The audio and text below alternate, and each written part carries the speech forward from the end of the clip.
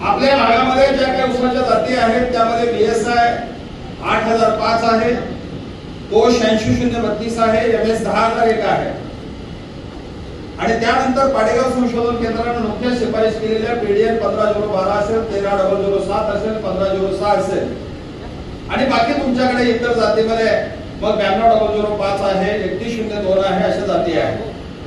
पण प्रामुख्यानं आपल्याकडे ज्या मेजर जाती आहेत या जातीमध्ये मोठ्या प्रमाणामध्ये भेसळ आहे. मी आपल्या भागामध्ये 21 शुगर युनिट 1 ला फिरलेलो आहे, 2 ला फिरलेलो आहे, 3 ला फिरलेलो आहे. गेल्या 10 वर्षापासून आपल्या भागामध्ये येतोय.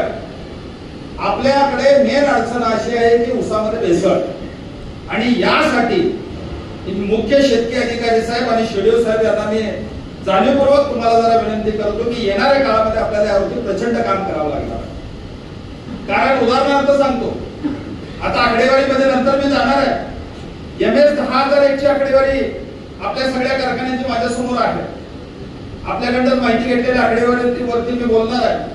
एमएस 10001 21 शुगर 1 ला 26% आहे. तेच आपल्या 2 ची माहिती मला वेगळ्या पद्धतीने मिळाली, पण ती माहिती आपल्याकडे माझ्या माहितीनुसार 2 नंबरला आहे. सकाळी माहिती लेट मिळाली आणि त्यानंतर 21 शुगर 3 ला त्याचं 64% क्षेत्र आहे एमएस 10001. मला सगळ्यात मोठा प्रश्न आहे की 10001 जर तुमच्याकडे 64% असेल, युनिट 10 लोहा, युनिट 2 किती तुमचं पर्सेंटेज किती आहे?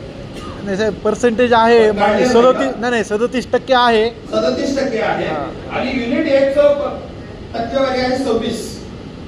तुमच्याकडे ही जर व्हरायटी मेजर व्हरायटी जर असेल तर आपली रिकव्हरी 11च्या पुढे जायला पाहिजे. हा पहिला प्रश्न तुमचा. माझा प्रश्न तुम्हाला आहे, याचा अर्थ असा आहे की तुमची रिकव्हरी कमी. याचा अर्थ असा आहे की तुमच्याकडे 10001 म्हणून 265चं गाळप होतोय. हे नक्की मी तुम्हाला दाव्याच्या स्वरूपामध्ये सांगू शकतो. आपल्या भागामध्ये फिरलेला म्हणून सांगतो, जी व्हरायटी कमीत कमी 11 महिने, सरासरी 12 महिने, उशीर झाला तर 13 महिने, 12 महिन्यात तुटली पाहिजे अशी व्हरायटी 10001. आज आपण 10001च्या नावाखाली आपण 265 जर आपण तोडत असू तर आपल्याला रिकव्हरी कुठून मिळणार? हा मोठा प्रश्न आपल्या समोर आहे. म्हणजे डायरेक्ट मी उद्या लागलो भाषण वगैरे तो नंतरचा भाग आहे, पण 10001 आणि 265 ही ओळखायची कशी हा व्याख्यानाचा विषय आहे, नंतर आपण बोलणार आहे.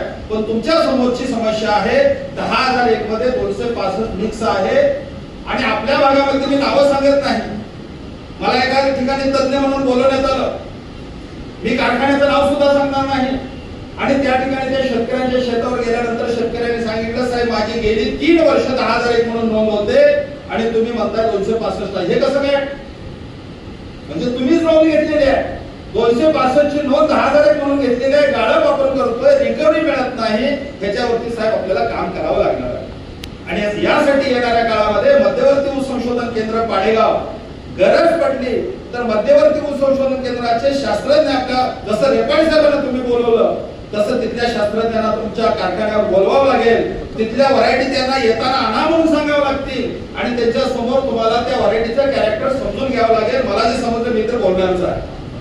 म्हणजे पहिली समस्या तुमची काय आहे? 10001 म्हणून आपण 265 गाळप करतोय, त्यामुळे आपली रिकव्हरी कमी आहे. आज आदरणीय अमित भैया देशमुख साहेबांनी या ठिकाणी आम्हाला बोलवण्याचा मुख्य उद्देश काय? तर साहेब आपल्या रिकव्हरी मध्ये वाढ झाली पाहिजे. पण मुद्द्याला हात आपण जर जोपर्यंत घालत नाही तोपर्यंत आपले प्रश्न सुटणार नाहीत. म्हणून पहिला मुद्दा नोंद करून कुठेतरी ठेवा, आपले ऊसामध्ये जे भेसळ आहे प्रामुख्याने 10001 त्यामध्ये 265 ची भेसळ आहे, यावरती काम करावं लागेल. हा पहिला मुद्दा. दुसरा महत्वाचा मुद्दा या अनुषंगाने मला बोलायचं आहे, बीएसआय 8005 च्या नावाखाली किंवा इतर जातीच्या नावाखाली आदरणीय वक्त्याने या अगोदर त्याचा उल्लेख केला.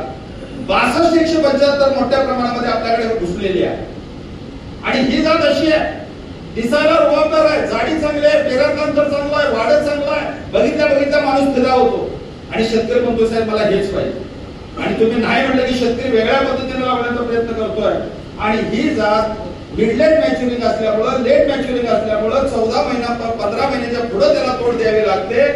आणि ही जात महाराष्ट्र सरकारनं 2000 सालीच त्याला बंदी घातलेली आहे. याचं परिपत्रक आदरणीय वक्त्यांनी अगोदर सांगितलं. तर 62,175 आपल्या भागात घुसलेले आहे आणि आपण ती जात 8,005 म्हणून लावतोय किंवा इतर जाती म्हणून लावतोय, ह्याचा सुद्धा विचार आपल्याला करावा लागेल. कशी ओळखायची 62,175 मला जे ज्ञान आहे, ऍक्च्युली मी प्लांट ब्रीडर नाही, मी ॲग्रोनॉमिस्ट आहे, पण जे मला आतापर्यंत शिकलोय ते मी तुमच्या समोर मांडण्याचा प्रयत्न करणार आहे. तर भेसळ हा एक मुद्दा आपल्या समोर मुद्दा आहे, यामध्ये कुठेतरी लिहून ठेवावं. सर्व जनरल मॅनेजर साहेबांना सुद्धा विनंती आहे, यामध्ये भविष्यामध्ये ओरिजिनल बियाणं आपल्याला शेतकऱ्याला कसं देता येईल त्याच्यावरती चिंतन करण्याची गरज आहे असं मला वाटतं. हा पहिली समस्या आपल्या भागामध्ये आहे, भेसळयुक्त बियाणं आणि भेसळयुक्त जाती. हा पहिला प्रश्न आपल्याकडे आहे. दुसरा प्रश्न आहे ती म्हणजे उशिरा लागण. उशिरा लागण जनरली मी या तिन्ही कारखान्याच्या कार्यक्षेत्रामध्ये फिरलेलो आहे. माझ्यामध्ये बोलत असताना सुधारणा आपण